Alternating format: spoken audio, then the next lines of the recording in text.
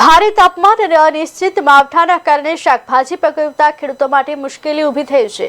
તાપમાનના કારણે શાકભાજીના ઉત્પાદનમાં અસર થઈ રહી છે, જેની સાથે શાકભાજીના બજાર ભાવમાં પણ સતત ઘટાડો નોંધાઈ રહ્યો છે। ખેડૂતોની ચિંતા વધતી જાય છે, કારણ કે બજારમાં શાકભાજીના ભાવ તળિયે જતા જોવા મળે છે। ટામેટા, રીંગણા, લીલા મરચાં, કોથમીર જેવી શાકભાજીના ભાવમાં નોંધપાત્ર ઘટાડો થયો, જે ખેડૂતોને નાણાકીય નુકસાન તરફ દોરી રહ્યો છે।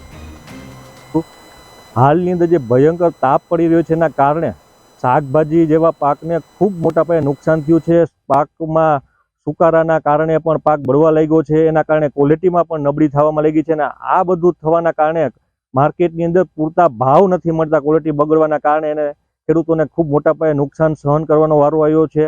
આ સિઝન જ્યારે કમાવાની હોય છે ખેડૂતો ત્યારે મુશ્કેલી તો પીડાઈ રહ્યા છે અને હાલમાં જે વાદળછાયા વાતાવરણ જે ભવિષ્ય આવનારા સમયની અંદર માવઠાની જે આગાહી કરવામાં આવી છે એના કારણે પણ ખેડૂત ખૂબ ચિંતિત છે, કારણ કે આવું જો થાય તો પડ્યા માથે પાટું થાય અને શાકભાજી પકવનારા ખેડૂતોને ખૂબ આ વર્ષે મોટું નુકસાન સહન કરવું પડ્યું છે, કારણ કે ભાવ પણ આ વખતે ખૂબ ઓછા છે।